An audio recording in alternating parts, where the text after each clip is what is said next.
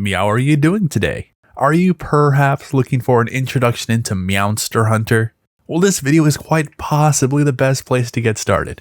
Monster Hunter is a weird series. Rise is my first entry into this franchise, but these games have always piqued my interest. It eluded me because of either money, timing, priorities, just some combination of life that I never got around to playing these games. Hitmonster Maycat is right up my alley for a gameplay experience. It's simple and to the point, but layered in complexities. And you can bet your sweet bippy that fashion was a major draw to the franchise. Just look at me. I could have been at Met Gala 2021 with Lil Nas X. This series is a pretty big deal, to the point that a company in Japan deemed the release of Rise Monster Hunter Day because so many employees were planning to take the day off just to play. So it was a bit of a surprise to me when I first opened up Monster Hunter Rise that I wasn't having fun. I didn't hate it or anything, but I had a hard time getting to the point of enjoying the game. And I was even more bewildered to learn that this is the most noob-friendly entry point in the series. Today I want to talk about my experience of getting into this bizarre franchise. Maybe this will help you if it's a game that's always evaded you. And yes, I know this is very late in Rise's trendy life cycle. Listen, I've been busy.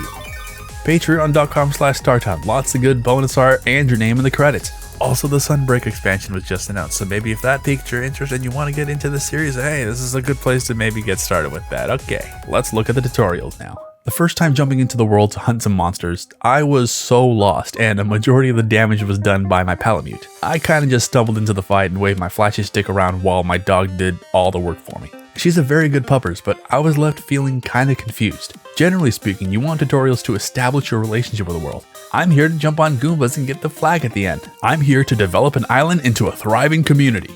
Why am I just gathering materials and hitting some small lizards? Obviously, the answer is you hit monsters to make hats, but it's such a gradual experience and the yield isn't immediately there.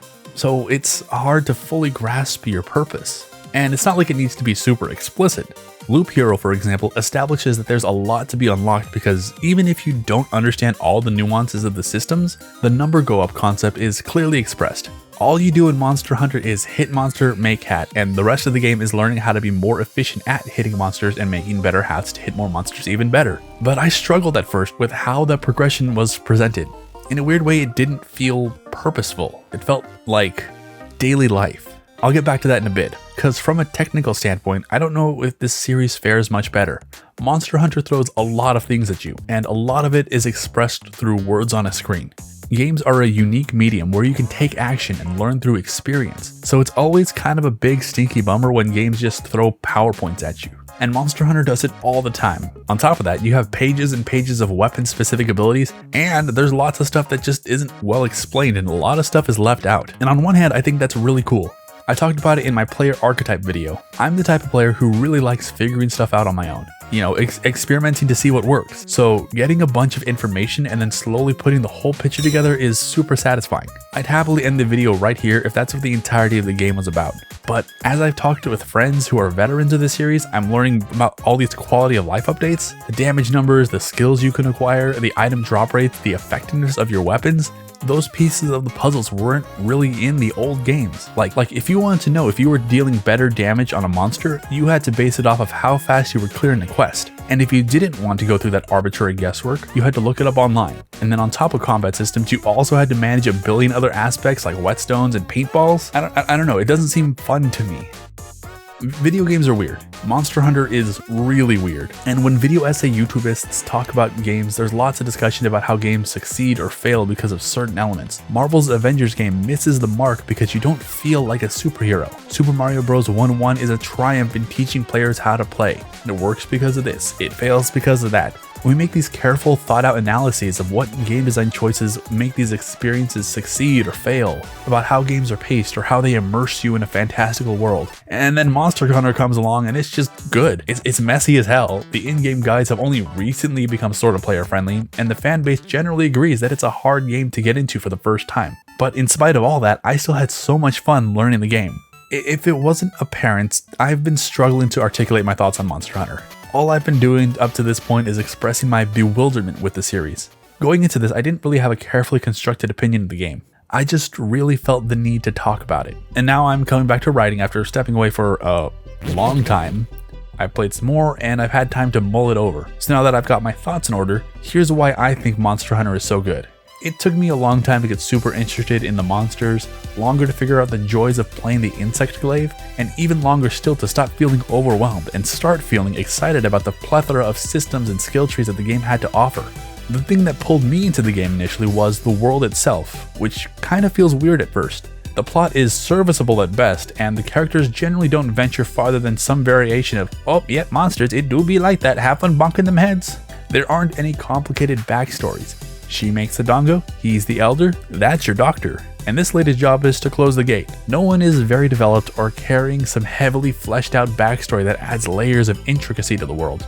But the writing is good. To take what little dialogue they have and fill it to the brim with charm. And by charm, I mean cat puns. So many cat puns. They did not need to jam this many meowgnificents and perfects into the game, but they did. And that's what drew me into the game. There are so many non-important bits of character they included. You can climb up to the top of your village. It offers you no benefits, but hey, you can do it. After launching your pets into the sea, you can run to the gathering hub and wish them well on their voyage. You can assault Kakashi from Naruto with a bird. Can you pet your dog? Hell yeah, you can. There was an immediate playground aspect that I wasn't expecting, and this is just in the village. There's tons of things to discover with all the nooks and crannies in each hunting area as well. Though to be fair, most of those discoveries offer some utility in the game. These collectibles were neat, and they definitely fulfilled that part of my brain that loves those 90s collectathon games, but I really just liked the mundane life of Kamura Village. None of that stuff I mentioned helps you play the game better.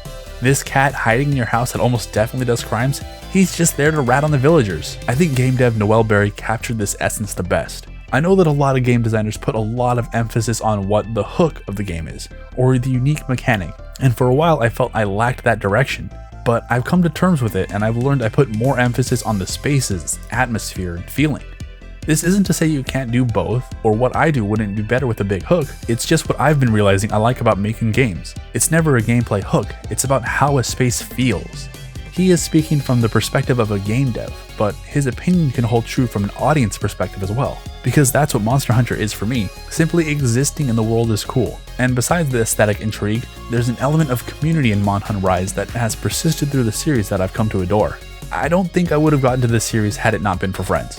To be fair, I think that can be said about a lot of games. Personally, I probably never would have played TWEWY, Kingdom Hearts, Mario & Luigi, or Saints Row 3 had a friend not basically put it in front of me and said, play this. There are so many games to play. I promise I'll play eventually. It's just sitting in my library, I know, I'll play it. Anyways, that aside, if a friend had just lent me a copy of their Monster Hunter like they had done with some of the other games I mentioned, I don't think I would have gotten into it, at least not to the degree that I have. Like I said, this game is not super good at being welcoming to newbies, so being able to ask veteran friends questions while we hunted was great. Beyond my personal experience of being able to talk shop or talk shit with friends while hunting, the communal sense from the players felt genuinely welcoming. For one, seeing the automated messages from strangers while hunting just humanized the players I never met before. I know it's automated, but the communication does add a lot, and even outside of combat, it was cool to feel connected to players. Like I mentioned earlier, the older games essentially forced players to collect troves of metadata on their own. It was like a bonding point that everyone used to support one another.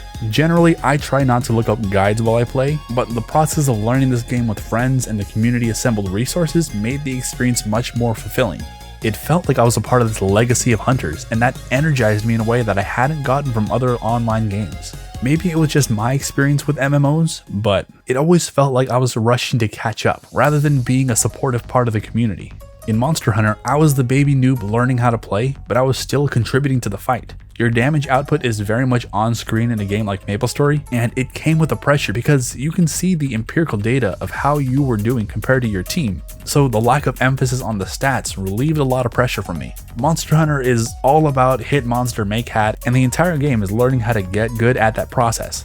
Learning how to love existing in a world and the community around it first, and then becoming a fan of the actual gameplay doesn't happen often to me. But because of that approach, I was able to really enjoy a game that I probably wouldn't have otherwise. Anyways, I kind of just rambled into a retrospective today, but I hope that my jibber jabber can help you get into a good mindset for starting these games if you're interested, or just remind you of why you like them so much. Speaking of like, be sure to like, comment, subscribe. If you have played, let me know if you felt similar, and if you're gonna pick it up, let me know how it goes. If you don't want to talk about either of those things, let me know what the temperature is for you right now. And if you're feeling chatty, or even if you're not, feel free to join the Discord. So many possibilities. But regardless, thanks for watching. I genuinely appreciate it. Ooh, happy Halloween. So first off, thanks to the patrons for supporting my shitposting. If you want your beautiful name on this disgusting video, feel free to hop on over to patreon.com and join at the comment tier or higher. Really appreciate it. Like I said, I hope y'all are having a good spooky Halloween, assuming you're watching this in October. If you guys have plans, let me know in the comments below. And if you have Christmas plans, let me know about those too, because, it's technically also Christmas season since, Target started putting out Christmas stuff in September. Oh man, what am I even talking about right now? Thanks again for watching. Patreon.com/Darktown. Happy Halloween, scary boy. Okay, bye-bye.